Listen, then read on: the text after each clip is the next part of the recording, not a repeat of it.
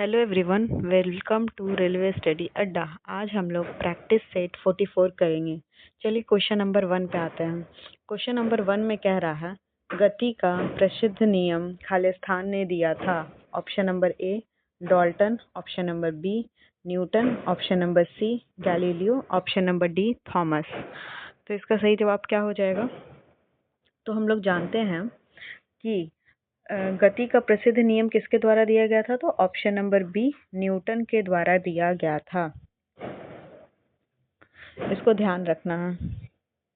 और कितना नियम दिए थे? तो तीन नियम दिए थे। कौन सा? पहला नियम हो जाएगा जड़त्व का नियम, दूसरा संवेग का नियम, तीसरा क्रिया प्रतिक्रिया नियम। तीनों को ध्यान रखना है।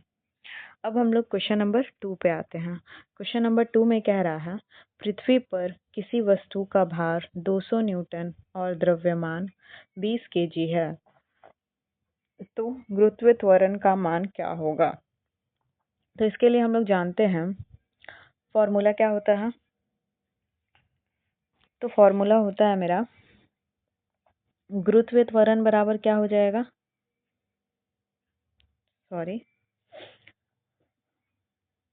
हाँ, भार बराबर क्या हो जाएगा? भार बराबर हम लोग जानते हैं m इंटू जी। वेट बराबर W बराबर m इंटू जी। इसी में से हम लोग g का मान निकालेंगे। g बराबर क्या हो जाएगा? तो भार बटा में क्या हो जाएगा? मास, यानी कि द्रव्यमान। तो भार मेरा कितना दिया हुआ है? 200 और मास द्रव्यमान 20। तो इसको जब कट करेंगे तो 10 मीटर पर सेकेंड स्क्वायर आएगा। तो किस ऑप्शन में था? तो option number A 9.8 meter per second square, option number B 10 meter per second square, option number C 9.8 meter per second square, option number D 10 meter per second का भी पर second है। तो मतलब ये जो दिया हुआ है ना -2, इसको ध्यान से समझिएगा। मतलब ये ऊपर चला जाएगा तो मीटर सेकेंड ही दे दिया है। तो इस ऑप्शन में कंफ्यूज नहीं होना। इसका सही जवाब हो जाएगा ऑप्शन नंबर बी। इसका क्या है? बिल्कुल सही जवाब है। अब हम लोग क्वेश्चन नंबर 3 पे आते हैं। क्वेश्चन नंबर 3 में कह रहा है खालिस्तान तरंगे चमगादड़ को उनके रास्ते में आने वाली बाधाओं का पता लगाने में मदद करती है। ऑप्शन नंबर ए अपश्रव्य तरंगे, ऑप्शन नंबर बी अति प्रध्वनिक, ऑप्शन नंबर सी प्रश्रव्य, ऑप्शन नंबर डी प्रध्वनिक। तो क्या हो जाएगा? तो हम लोग जानते हैं कि चमगादड़ क्या करते हैं? प्रश्रव्य ध्वनिक के माध्यम से ही मतलब अपने आने वाले बाधाओं के बारे में क्या करती है? पता करती है। यानी ऑप्शन नंबर सी इसका क्या है? बिल्कुल सही जवाब है। ये तरंगे हम लोग को क्या होती है? सुनाई नहीं देती है। कुछ जानवरों को ही सुनाई देती है, जैसे कुत्ता, बिल्ली, चमगादड़, यही। इसको भी ध्यान रखना है। अब हम लोग क्वेश्चन नंबर 4 पे आते हैं। क्वेश्चन नंबर 4 में कह रहा है किसी वस्तु को एक अवतल दर्पण के सामने 10 सेंटीमीटर की दूरी पर रखा गया है। इसका प्रतिबिंब उसी ओर 15 सेंटीमीटर की दूरी पर बनता है। दर्पण की फोकस दूरी होगी option number A -6 centimetre, option number B 6 centimetre, option number C 30 मतलब -30 centimetre, option number D 30 centimetre. तो इसको तो हम लोग डायरेक्टली टिक नहीं मार सकते, तो क्या कर सकते हैं? इसको बनाएंगे। तो बनाएंगे तो पहले मेरा क्या यू है और अवतल दर्पण का बात कर रहा था। अवतल दर्पण में क्या हो जाएगा? जैसे ये मेरा अवतल दर्पण है तो यू किसी में भी यू इधर साइड रहेगा, यानी कि यू मेरा निगेटिव में रहेगा। -10 सेंटीमीटर दिया हुआ है। फिर वी बता रहा उसी ओर है, यानी कि वी बराबर में मेरा नेगेटिव है -15 सेंटीमीटर। तो 1/f बराबर हम लोग जानते हैं क्या होता है? 1/v + 1/u। तो कर ले रहे हैं तो हो जाएगा -1/10 -1/15। इसका ले रहे एलसीएम 30, तो हो जाएगा 10 3 30 -15 दूनी 30, यानी कि -5/30। तब काट लेंगे 5 6 30, 1/f बराबर इतना था। तो f ये 6 इधर जाएगा, f इधर जाएगा, यानी f बराबर क्या आ जाएगा? -6 सेंटीमीटर आई होप कि सबको क्लियर हो रहा होगा। तो इसका सही जवाब क्या हो जाएगा? तो ऑप्शन नंबर ए -6 सेंटीमीटर इसका क्या है? बिल्कुल सही जवाब है ऑप्शन नंबर ए। अब हम लोग क्वेश्चन नंबर 5 में आएंगे। क्वेश्चन नंबर 5 में कह रहा है मानव आंख में मौजूद खाली स्थान अंडाकार स्थान सर्वोत्तम दृष्टि क्षेत्र होता है। ऑप्शन नंबर ए पीला, ऑप्शन नंबर बी सफेद, ऑप्शन नंबर सी हरा, ऑप्शन नंबर डी नीला। तो इसका सही जवाब क्या हो जाएगा? तो इसका सही जवाब हो जाएगा ऑप्शन नंबर ए पीला। क्या हो जाएगा? इसका बिल्कुल सही जवाब है, यानी अंडाकार जो स्थान होता है कैसा होता है? तो पीला होता है, इसको भी ध्यान रखना है। हाँ। अब हम लोग क्वेश्चन नंबर 6 पे आते हैं।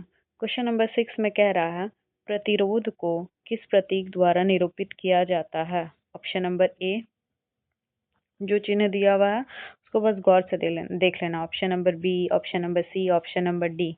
तो क्या हो जाएगा?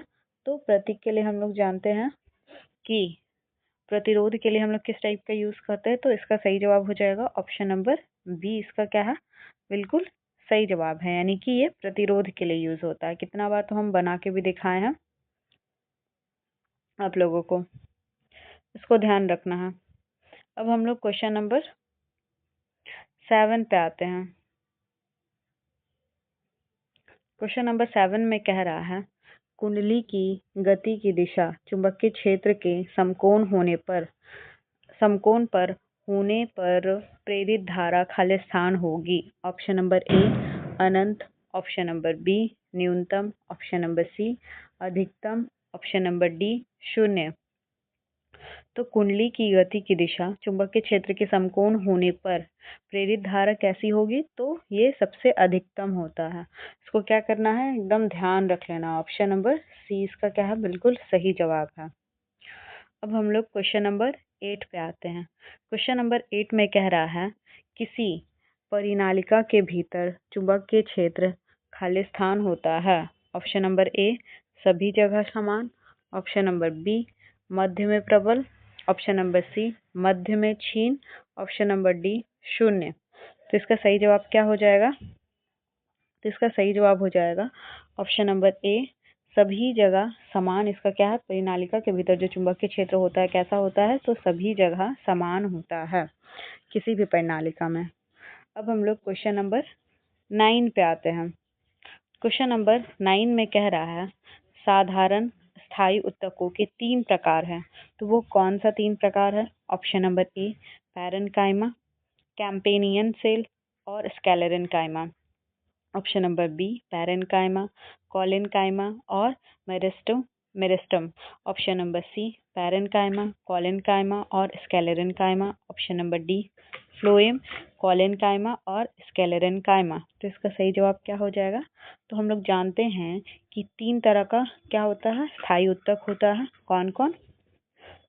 सॉरी मतलब सिंपल परमानेंट टिश्यू 3 तरह का होता है। कौन कौन सा? पैरेन्काइमा, कॉलेन्काइमा और स्क्लेरेन्काइमा, जिसको हिंदी में हम लोग कहेंगे पैरेन्काइमा को हम लोग बोलेंगे मृदु उत्तक, कॉलेन्काइमा को स्थूल कोण उत्तक और स्क्लेरेन्काइमा को दृढ़ उत्तक कहेंगे। तो इसको भी क्या करना, ध्यान रखना है। यहाँ पे लिखा हुआ है ना कि सरल स्थायी उत्तक, तो एक होता है जटिल भी, जटिल स्थायी उत्तक। जटिल स्थायी उत्तक में 2 हो जाएगा, जाइलम और फ्लोएम, पढ़े हैं हम लोग सब। तो इसमें किसी को कोई दिक्कत नहीं होना चाहिए। चलिए क्वेश्चन नंबर 10 पे आते हैं। क्वेश्चन नंबर 10 में कह रहा है कीट किसके द्वारा श्वास लेते हैं? ऑप्शन नंबर ए फेफड़ा, ऑप्शन नंबर बी त्वचा, ऑप्शन नंबर सी गलफड़ा, ऑप्शन नंबर डी श्वास छिद्र। तो इसका सही जवाब क्या हो जाएगा? तो बात किसका हो रहा है? कीट का हो रहा है, कीट पतंग। तो कीट पतंग किसके द्वारा करते हैं? तो ये छिद्रों के द्वारा सांस लेते हैं, यानी ऑप्शन नंबर डी क्या है? इसका बिल्कुल सही जवाब है, यानी कि ये श्वास छिद्र के द्वारा सांस लेते हैं। अब हम लोग क्वेश्चन नंबर 11 पे आते हैं। क्वेश्चन नंबर 11 में कह रहा है मानव रक्त का तरल भाग जिसे खाली स्थान कहा जाता है जल, लवण और प्रोटीन से बना होता है? Option number A RBC, option number B plasma, option number C WBC, option number D platelets. तो इसका सही जवाब क्या हो जाएगा? तो इसका सही जवाब हो जाएगा ऑप्शन नंबर बी प्लाज्मा। इसका क्या है? बिल्कुल सही जवाब है। यानी कि जो मानव रक्त का जो तरल भाग जिसको हम लोग प्लाज्मा कहते हैं वो किसका किसका? जल का, लवण का, प्रोटीन का। इसमें सबसे ज्यादा 97% तो जल ही रहता है और ये हल्का पीले रंग का होता है। इसको भी क्या करना है? ध्यान में रखना है। अब हम लोग क्वेश्चन नंबर 12 पे आते हैं। क्वेश्चन नंबर 12 में कह रहा है रणवीर के नोट्स सूक्ष्म रिक्त स्थान होते हैं जो खाली स्थान में पाया जाता है। ऑप्शन नंबर ए माइलिनकृत axon, option number B osteoblasts, option number C ग्रंथि कोशिकाएं, ऑप्शन नंबर डी कॉन्ड्रियोब्लास्टस। तो इसका सही जवाब क्या हो जाएगा? तो इसका सही जवाब हो जाएगा ऑप्शन नंबर ए माइलिन माइलिन कृत एक्सोन। इसका क्या है? बिल्कुल सही जवाब है। आई होप कि सबको समझ में आ रहा होगा। ये एक्सोन से हम लोग समझ पा रहे हैं कि ये न्यूरॉन का बात हो रहा है ना, न्यूरॉन के पूरे तंत्रिका तंत्र का बात हो रहा है। अब हम लोग क्वेश्चन नंबर 13 पे आते हैं। क्वेश्चन नंबर 13 में कह रहा है खाली स्थान एंजाइम नहीं है। Option number A insulin, option number B pepsin, option number C amylase, option number D lipase. तो क्या हो जाएगा इसका सही जवाब? तो हम लोग जानते हैं ऑप्शन नंबर ए क्या है? बिल्कुल सही जवाब है। यानी कि पेप्सिन और इसका भी ए ही है। पेप्सिन, एमाइलेज, लाइपेज ये सब क्या है? एक तरह का एंजाइम होता है। जबकि इंसुलिन क्या होता है? एक तरह का हार्मोन होता है जो कहाँ से? अग्न्याशय ग्रंथि के बीटा कोशिका से क्या होता है? में बनता है। इसको भी ध्यान रखना है।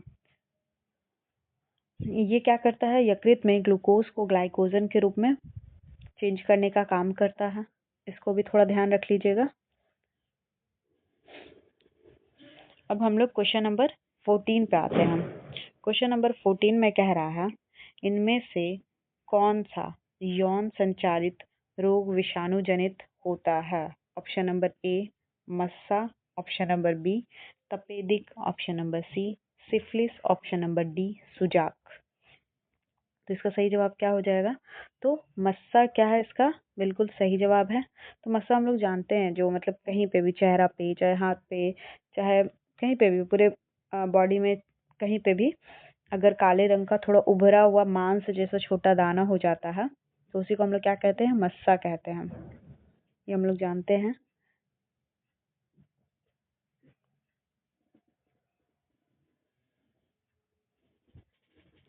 यानी ऑप्शन नंबर ए इसका क्या है? बिल्कुल सही जवाब है। और ये किसके कारण होता है? तो पेपिलोमा वायरस जो होता है उसके कारण होता है। इसको भी ध्यान रखना है।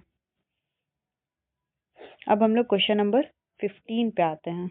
क्वेश्चन नंबर 15 में कह रहा है निम्नलिखित में से किस प्रकार के प्रजनन में पूर्ण वयस्क छोटे जीव अपने जनक शरीर से अलग होकर हो जाते हैं और एक नया स्वतंत्र जीव बनते हैं? ऑप्शन नंबर ए विखंडन, ऑप्शन नंबर बी बहुविखंडन, ऑप्शन नंबर सी पुनर्जनन, ऑप्शन नंबर डी मुकुलन।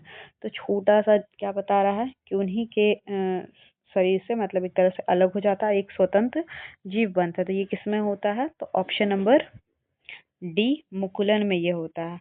मुकुलन किसमें होता है? तो इसका भी एग्जाम्पल थोड़ा ध्यान रख लीजिएगा। तो हाइड्रा में और ईस्ट में। और अगर देखा जाए ना तो पुनर्जनन, हाइड्रा में पुनर्जनन भी होता है पर सबसे ज्यादा जाना जाता है किसके लिए? मुकुलन के लिए। अगर ऑप्शन में कहीं पे दोनों जगह पे मान लीजिए हाइड्रा इज एग्जाम्पल ऑफ लिखा रहेगा, मतलब कि हाइड्रा एग्जाम्पल है, किसका एग्जाम्पल है? पुनर्जनन और मुकुलन, तो मुकुलन को ही हम लोग फर्स्ट प्रायोरिटी देते हैं। इसको भी ध्यान रखना है।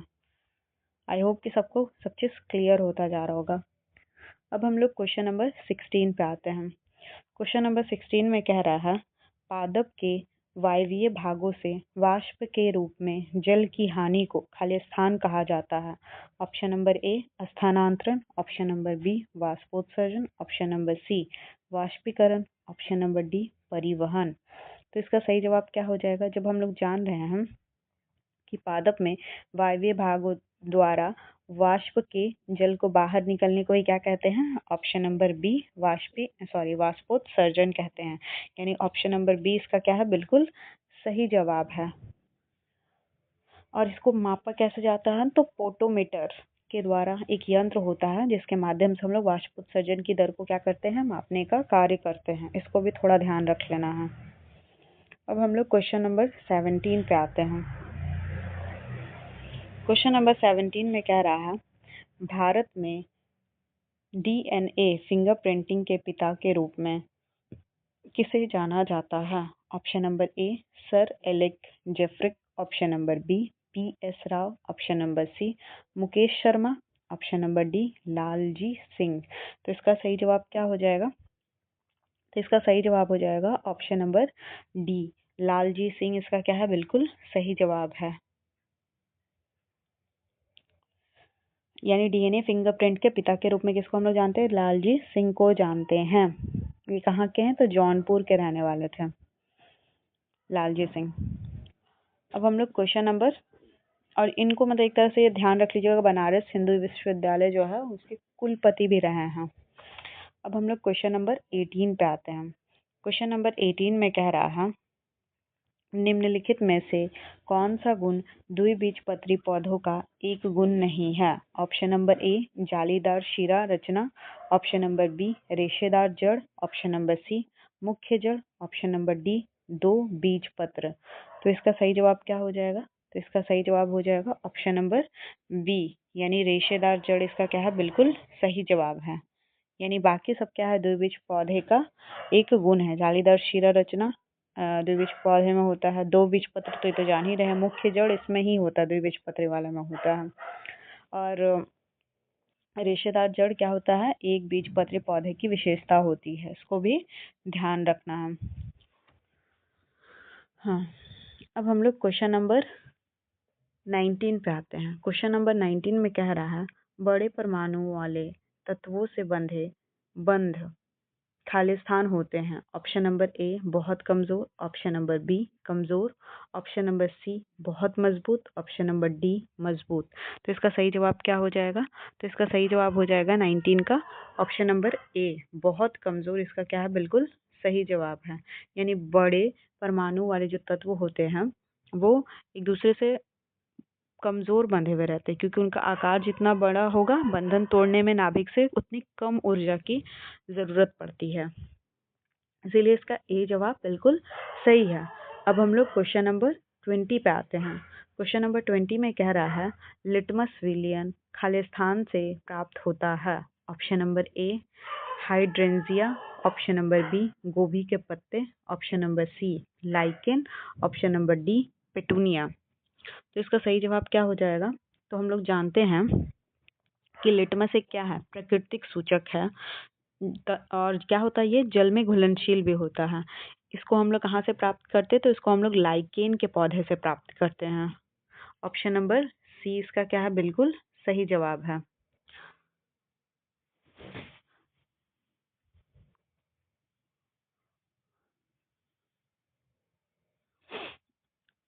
और लिटमस काम क्या करता है? तो लिटमस अम्ल नीले लिटमस मतलब नीला जो लिटमस होता है उसको क्या कर देता है? अगर वो अम्ल रहता है तो उसको रेड कर देता है, और क्षार रहता है तो लाल लिटमस को क्या कर देता है? नीला कर देता है। इसको भी क्या करना है? ध्यान रखना है। अब हम लोग क्वेश्चन नंबर 21 पे आते हैं। क्वेश्चन नंबर 21 में कह रहा है, डी ब्लॉक के तत्व किसमें पाए जाते हैं? ऑप्शन नंबर ए 18वें, केवल 18वें, ऑप्शन नंबर बी केवल 8वें समूह के तत्व, ऑप्शन नंबर सी 9वें समूह के तत्व, ऑप्शन नंबर डी दूसरे से 13 या 3-12 के बीच में। तो इसका सही जवाब क्या हो जाएगा? तो इसका सही जवाब हो जाएगा ऑप्शन नंबर डी, यानी कि दूसरे से 13 और 3 से 12 वर्ग 3 से 12 के बीच वाले में पाया जाता है। यानी ऑप्शन नंबर डी इसका क्या है? बिल्कुल सही जवाब है। अब हम लोग क्वेश्चन नंबर 22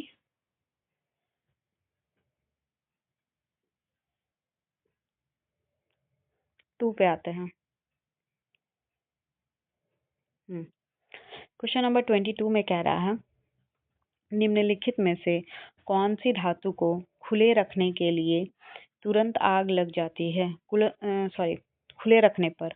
ऑप्शन नंबर ए लेड और चांदी, option number B magnesium, option number C स्वर्ण और चांदी, ऑप्शन नंबर डी सोडियम और पोटेशियम। तो हम लोग जानते हैं सोडियम और पोटेशियम क्या है, सबसे अभिक्रियाशील धातु है। अत्यंत ही खुले में रखने पर इसमें क्या हो जाता है, तुरंत आग लग जाता है। इसके लिए हम लोग इसको मिट्टी के तेल में डुबा के रखते हैं, यानी कि ऑप्शन नंबर डी इसका क्या है, बिल्कुल सही जवाब है। और ये बहुत मुलायम भी होता है, इसको भी ध्यान रखना है। अब हम लोग क्वेश्चन नंबर 23 पे आते हैं। क्वेश्चन नंबर 23 में कह रहा है खाली स्थान पॉलीमर का उपयोग फर्श की टाइल बनाने में किया जाता है। Option number A polyvinyl chloride, option number B carbonyl, option number C Teflon, option number D nylon. तो इसका सही जवाब क्या हो जाएगा, तो इसका सही जवाब हो जाएगा option number A polyvinyl chloride. इसका क्या है, बिल्कुल सही जवाब है। यानी पॉलीविनाइल जो क्लोराइड है उसका हम लोग फर्श की टाइल बनाने में उसका उपयोग करते हैं, इसको भी ध्यान रख लेना है। अब हम लोग क्वेश्चन नंबर 24 पे आते हैं। क्वेश्चन नंबर 24 में कह रहा है निम्नलिखित रासायनिक अभिक्रिया के लिए संतुलित अभिक्रिया कौन सी है। हाइड्रोजन और ब्रोमीन दिया हुआ है और हाइड्रोजन ब्रोमाइड बन रहा है। तो option number A H+Br HBr, option number B H2+2Br यानी 2HBr, ऑप्शन नंबर सी 2H+Br2, ऑप्शन इसका हो जा रहा है 2HBr, option number D H2+Br2 और इसका हो जा रहा है 2HBr। तो इसका सही जवाब क्या हो जाएगा, तो हाइड्रोजन का ऑप्शन नंबर डी, हाइड्रोजन को हम लोग H2 से और Br2 से, Br को मतलब ब्रोमीन को करते हैं, तो ये मिलकर के क्या बन जाता है, हाइड्रोजन ब्रोमाइड जो बनता है 2HBr हो जाएगा। अब हम लोग लास्ट क्वेश्चन 25 पे आते हैं। क्वेश्चन नंबर 25 में कह रहा है निम्नलिखित के संसाधन हेतु मुख्यतः UHT प्रक्रिया का प्रयोग किया जाता है। UHT मतलब हो जाएगा अल्ट्रा हाई टेम्परेचर। किसके लिए, ऑप्शन नंबर ए तेल, ऑप्शन नंबर बी दूध, option number C petrol, option number D पानी। तो इसका सही जवाब क्या हो जाएगा, तो अल्ट्रा हाई टेम्परेचर के लिए हम लोग किसका उपयोग करते हैं, तो दूध को सुरक्षित रखने के लिए हम लोग इसका क्या करते हैं, प्रयोग करते हैं, यानी ऑप्शन नंबर बी इसका क्या है, बिल्कुल सही जवाब है। आई होप आप लोग यहाँ तक आ गए तो वीडियो आप लोग को पसंद आ रहा होगा। वीडियो पसंद आ रहा है तो वीडियो को लाइक कीजिए, चैनल को सब्सक्राइब कीजिए, ज़्यादा से ज़्यादा कमेंट कीजिए।